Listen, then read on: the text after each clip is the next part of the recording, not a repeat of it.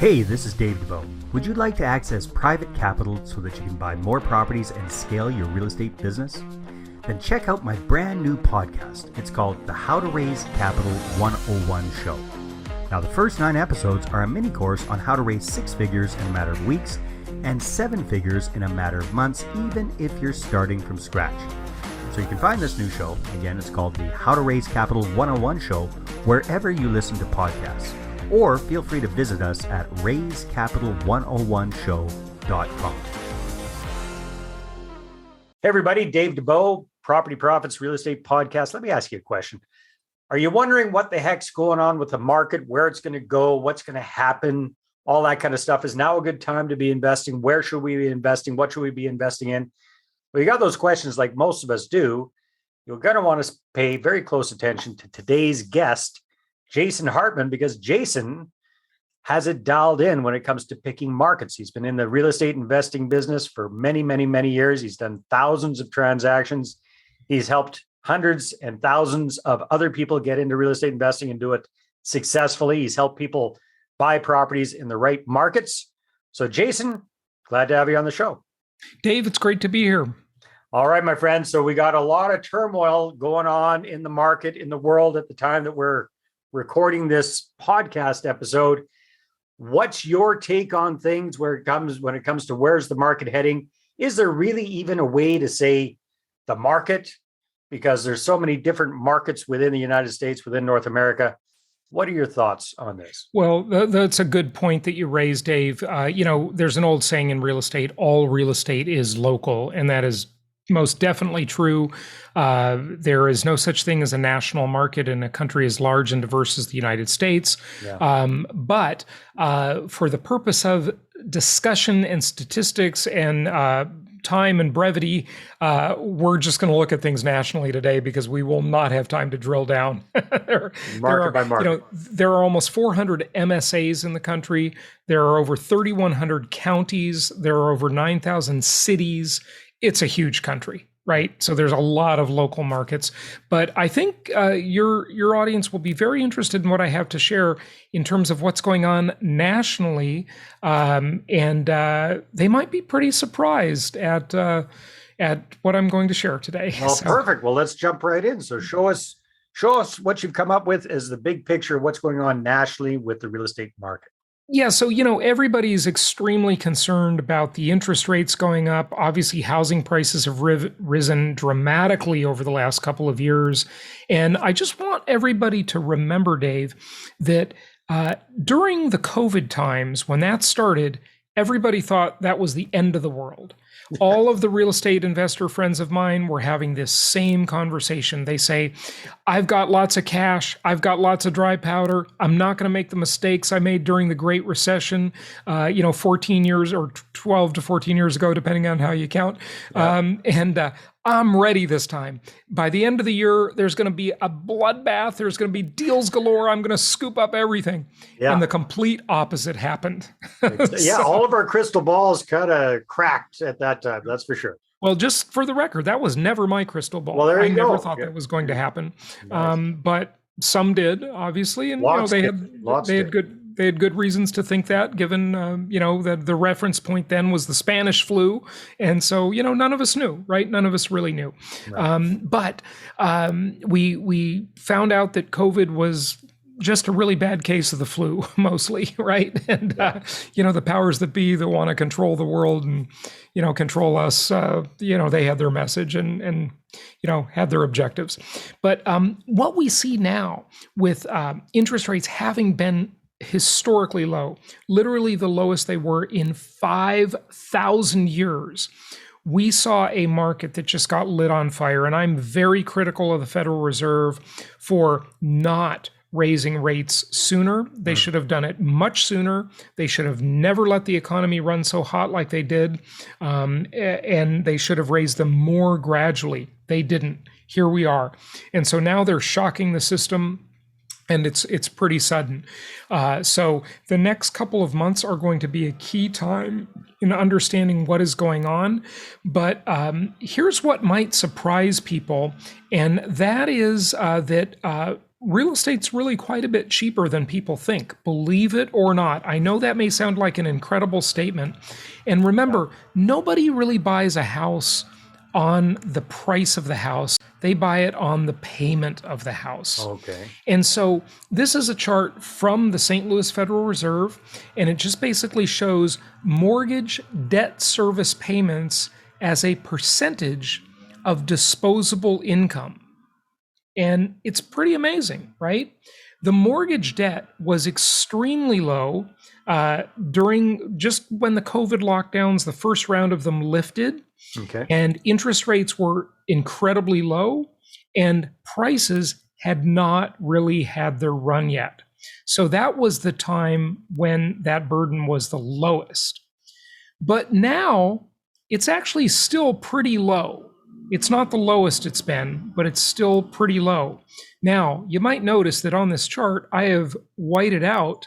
And I'll just let people that are just listening to this as a podcast episode know that Jason's sharing a chart with us here. You can check that all out on our YouTube channel if you're not watching it there right now. Sorry, go ahead there, Jason.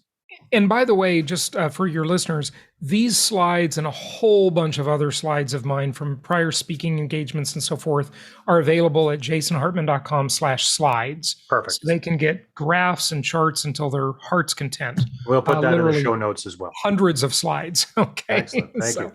So there you go. But when I take this white covering away, you're going to be really amazed, because here's how it looks now. Wow. This debt burden going back to 2015, you can see that it has just decreased. And these mortgage payments have become much more comfortable for people. When everybody's screaming about housing so expensive, well, they're right if you compare it to 18 months ago, but they're not right if you compare it to a longer point of history. Very interesting. And goes back. It would be interesting to see, what does it look like to go back to 2015, but like, what does it look like over decades, kind of thing? I'm glad you asked, my friend. Oh, well, there you go. I said here it is. See that. Nice. Okay, this is a really interesting graph, you guys. So yeah. Now we go back to 1984. Okay, we go back to the 80s, the early 80s. Yeah. And you see that the mortgage debt burden on households was much higher back then, and it got dramatically worse into the 90s and the 2000s, and it was highest right before the Great Recession. Interesting. And we had a Great Recession, and there was a big shakeout, and prices collapsed. Of course they did. Yeah. As they should have, right? Because it was just, the burden was too high. And the burden has been just declining ever since. It was the lowest it's ever been for decades, right when those first COVID lockdowns lifted. Okay? And now it's a little higher than that, but it is still historically low. Here's why everybody thinks housing's so expensive. It's because of something called hedonic adaptation. We as humans just keep raising our expectations. We are never content. That's the nature of human psychology. No matter what we get, we want more, we want better. And that's exactly what we're doing here. We're just expecting more. We're expecting these incredibly low interest rates to become the we got used to become the norm. Now they aren't. They're kind of going back to normal, and everybody's up in arms. They sure are. They sure are. And the size of the average American household has gotten much larger. So you're getting more house. And of course, newer homes are better. They've got better fixtures, faucets, countertops, everything, right? So it's just a different world. When people really drill down on this stuff and compare it, they see that the picture is not as the complainers would have them believe. This is really interesting. So what are we looking at here, Jason? This real mortgage payment, we're going from 1970 to 2022. Yep. So over 52 years of mortgage payments, right? Okay. In what's called nominal dollars, which just means the name of dollars, right? That's nothing. It's just the amount of dollars. Yeah, everybody thinks it's more expensive because in 1970, the mortgage payment on the median price home was only $127. Wow. And today it's $1,900, right? Yeah. But when you adjust it for inflation, because those dollars are worth less, right? It's not really that the mortgage payment has gone up, it's that the value of the dollar has gone down, okay? That $127 payment, according to the Consumer Price Index, the official government statistic, is $257 today. So in real dollars, according to the CPI, it is double, almost double, right? So that's significant. So that's significant, yeah. But nobody believes the CPI because we know they understate the CPI, the Consumer Price Index.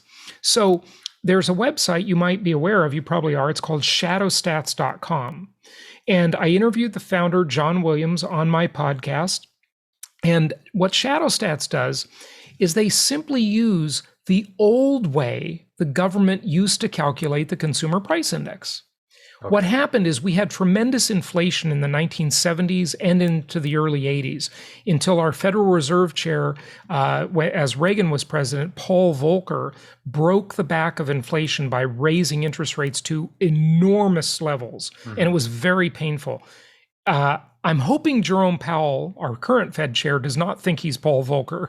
He certainly didn't before. And so hopefully he doesn't get too radical with these increases, but, you know, He's raising the rates for sure. Yeah. And what happened is they started manipulating the consumer price index so they could lie to us better, okay, and understate inflation. And if you just use the old way of figuring it, not any different formula, just the government's method, the way they used to figure it, here's the way that apples, looks. in other words, right? Apples to apples. Apples to apples. I'm going to add a column here. This is the apples to apples column. So that $127 payment 52 years ago is equivalent to exactly $76 today. That's hard to believe. It is hard to believe. Wow. So the mortgage burden, literally, and you saw the chart from the Federal Reserve. Now that one doesn't go back to 1970, but it goes back to early 80s.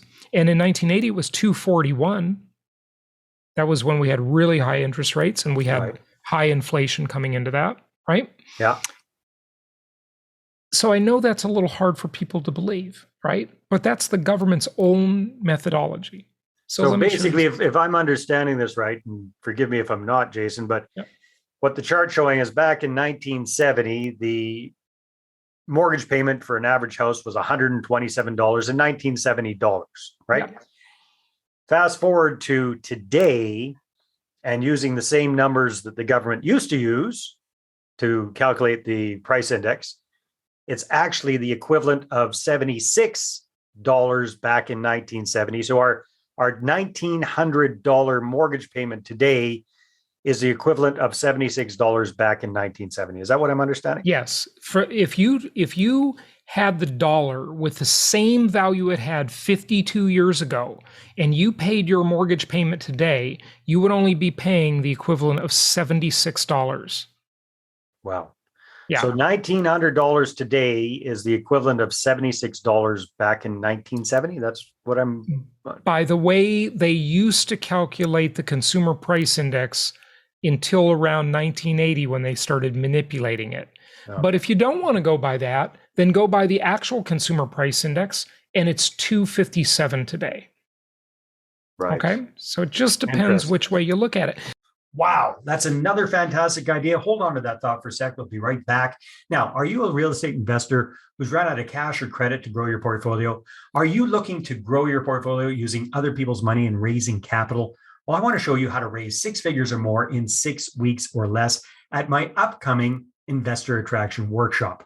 You can get your ticket and find out all about it at investorattractionworkshop.com. We're going to spend a full day taking a deep dive into this roadmap that I've used to raise millions for my deals, and I've helped other people just like you cumulatively raise hundreds and hundreds of millions of dollars for their deals as well. So again, you can check that out at investorattractionworkshop.com. And as a loyal listener to the podcast, you'll get 50% off your ticket when you use the discount code podcast. That's right. Discount code podcast at investorattractionworkshop.com. See you at the next workshop. But we all know that the consumer price index is a complete fraud because anybody who's gone to the grocery store or, today I bought some a dog vitamin supplement for my dog on Amazon. Or gasoline. Well, we don't even have the gasoline or healthcare or tuition or a million other things, right? Yeah. They've gone through the roof. But just this dog supplement, I paid $27 for that like in April. Okay. Now it was $30. Yeah. A 10% increase in like a matter of a couple months, right? It's they don't raise prices according to the price index. They bump them up 10, 15, 20% at a time. That's the way they bump them up according to the pressures from their suppliers. Yeah. Right. Exactly. And, so that's just the reality of it. One more thing I might share with you, and I know we got to wrap it up, but the apples to oranges comparison, right? That's what people are doing, as you wisely said. This is interesting too. Very interesting. Since 1970, the size of the typical home has increased by 157%. Okay?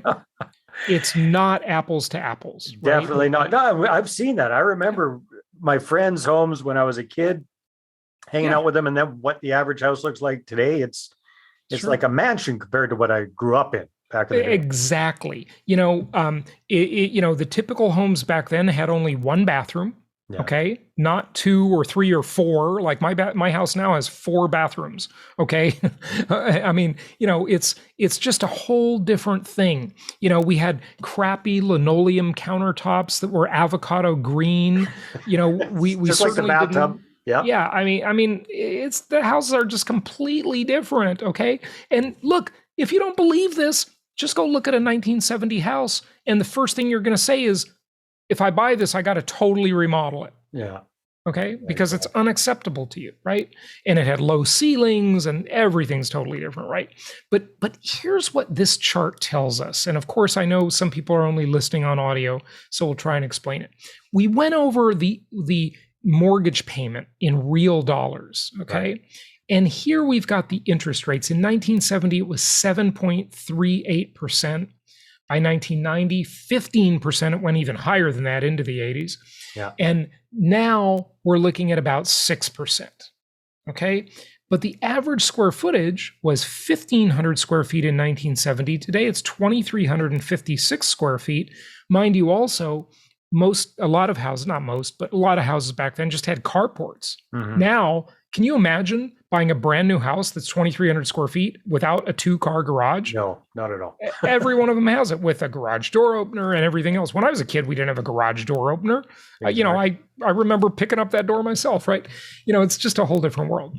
But what I want to calculate here is the cost per square foot per month adjusted for inflation. Okay. That's what I'm going to show you. And it's going to blow your mind. All right, Let's see this. So this is the next slide we're looking at here. Housing prices are much cheaper than most people think. Here it is. Today, in inflation-adjusted dollars, you're paying 3 cents per square foot per month. So adjusted for inflation. Because so remember, $1970, it would be the equivalent of 3 cents. And back in 1970, what were they paying? Well, here's the deal. You got a 2,356 square foot home for $76 a month. That's 3 cents a square foot. In 1970, they were paying 8 cents a square foot. Interesting.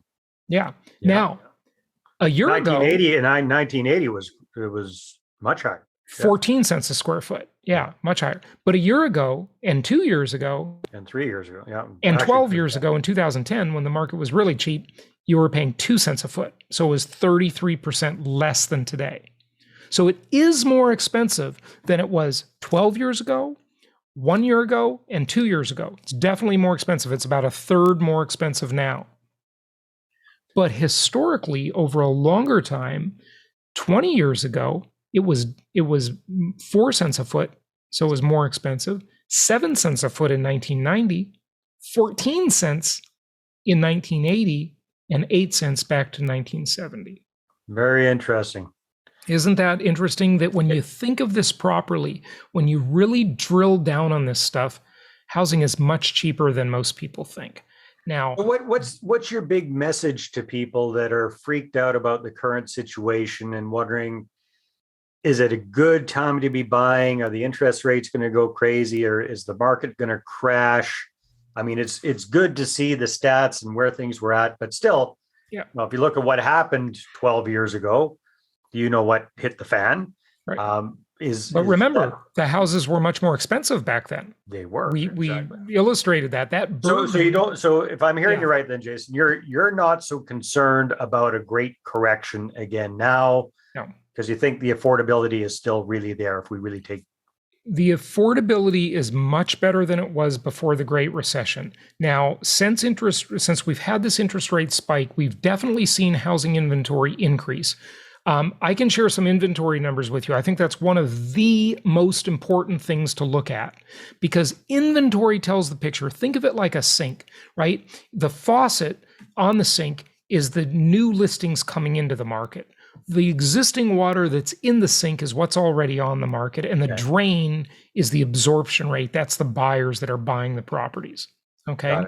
So if you plug the drain, meaning nobody's buying, the sink's going to fill up and overflow. And I'm saying this in a bad way. That means we'll have too much inventory, we'll have a glut of housing, and the market will change. But if you slow the faucet down and fewer homes come on the market, and the absorption rate stays, it's all these things, right, that matters. Anyway, you get the metaphor. But inventory has been increasing. Look, we started off the year with the lowest inventory since they've been recording it. 293,000 homes for sale. Okay. We got to the end of the first quarter of this year, and inventory actually went lower to 241,000 homes for sale. Right now, 418,000 homes for sale. Where should it be, just compared to what? Yeah. That's the right question. You asked the exact right question, because the right question is always compared to what? Mm-hmm. So most experts will tell you that a normal market is about 1 million to 1.5 million homes for sale. And that will leave you at about what they call 6 months of inventory. Okay. And at this time that we're recording this, we're not even a third there. We're not even a third there. Yeah. Well, depends who you ask, because some people would say we're 40% there. Right, 1 million. And some people would say we're not even a third there. So it depends who you ask, right? But that's a normal market. That's not a recession. That's not what they call a buyer's market. Okay? Right now we are in still a very strong seller's market. I'm not saying that's going to last forever. Look, the market is reacting to the current interest rates. It's not reacting to the future interest rates. Right. So, the Fed says they're going to hike rates even more. And what that's going to do is it's going to slow sales even more. Now, there's 2 other big things everybody's got to consider. Okay. And this is probably why all the people professing the real estate crash is here are wrong. Number 1, tens of millions of people have incredibly cheap mortgages out there. And they will beg, borrow, or steal to not let that asset go. That was certainly not true before the Great Recession. In fact, 24% of all the housing stock in America has a mortgage rate below 3%. Is that a distressed homeowner? No. Most definitely not. No. 40% of all the homes in America are free and clear. They have no mortgage. Wow. They're not Is that a distressed homeowner? Of course not. No. Most definitely not. Okay. During the Great Recession, or in the time leading up to the Great Recession, we had a bunch of over-leveraged, distressed homeowners. We do not have that. You cannot show me that. It simply does not exist. The foreclosure rate is like a joke. It's almost nil. Now, it increased recently, and the media reported as, oh my God, foreclosures are up 50%. Well, okay, if compared you have 10 foreclosures and then you have 15, it's up 50%. But the norm was whatever, right? 100. Right. It's a nothing burger. Okay. Yeah. Now, I'm not saying it's going to be that way forever. Don't hear me wrong. If they push the mortgage rates up to 10% or maybe even higher, who knows? It's definitely going to keep slowing the market down, and inventory is going to keep increasing. But you just watch the inventory numbers. And the time you start to worry is when we see 1 to 1.5 million homes for sale. Now, I do want to say something about inventory. This is really important that you hear this. It depends which survey you're looking at. The National Association of Realtors publishes the inventory numbers, and they calculate it differently than the numbers I'm using.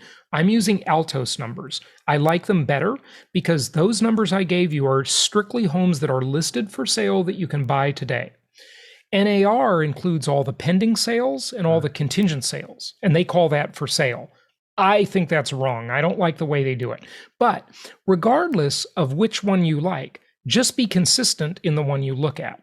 Okay, you could look at NAR's data, and if you compare it to a year ago and 5 years ago and 10 years ago, that's fine, as long as it's the consistent same methodology. If you look at Altos data, then be consistent about it. Okay, and my numbers are based on the Altos data. So that's one thing, the extremely low mortgage rates, the inventory levels. But here's the other thing. Look, I'm an investor, and all of our clients are investors. We help our investors buy homes nationwide and build investment portfolios. You got to understand that investing is not about appreciation. That's just the icing on the cake. And exactly. The icing has been fantastic the last couple of years. No one will deny that. We'll take it. I love the frosting. Okay. But what we got to remember is investing is about yield, and yield comes from cash flow, and rents are skyrocketing, and rents always lag prices by about 2 to 3 years. So rents have gone up a lot already, but I say they are going up a whole heck of a lot more. They are going to be a lot higher in the next few years. So that's the other reason that I don't think investors should be very worried about the market, because they're investing for yield, not for appreciation, hopefully. Okay. And that's why that matters. So Jason, all of those cheap existing mortgages, rents still going up. And remember, when people are priced out of the housing market because housing is unaffordable, they have to rent. Mm-hmm. They only have 3 choices: buy, rent, be homeless. That's it. Exactly. So that puts upward pressure on rents. Well, I love this conversation, Jason, and I wish we had more time to dive into it, but I know a lot of our listeners are going to want to find out more, get those slides. So if people want to dig more into that big, beautiful brain of Jason Hartman and see what you're talking about with those slides, what should they do? Just go to jasonhartman.com is my main website. But if you do jasonhartman.com/slides, then you can download the slide presentations. And there's lots more stuff there that we didn't have time to discuss. Oh, that's wonderful. Jason, thank you so much for giving us a positive yet very rational look at the market from a different perspective, from a much more rational perspective, not just paying attention to what comes in on the TV. I really appreciate it. Thank you so much. My pleasure. Lots more on my podcast and YouTube channel. And if you want to take a deeper dive into any of this stuff, and happy investing to you and all your listeners. Thank you very much. All right, everybody, take care, and we'll see you on the next episode. Well, hey there. Thanks for tuning into the Property Profits podcast. If you like this episode, that's great. Please go ahead and subscribe on iTunes. Give us a good review. That'd be awesome. I appreciate that. And if you're looking to attract investors and raise capital for your deals, then I'm going to invite you to get a complimentary copy of my newest book, right back there. There it is. The Money Partner Formula. You can get a PDF version at investorattractionbook.com. Again, investorattractionbook.com. Take care.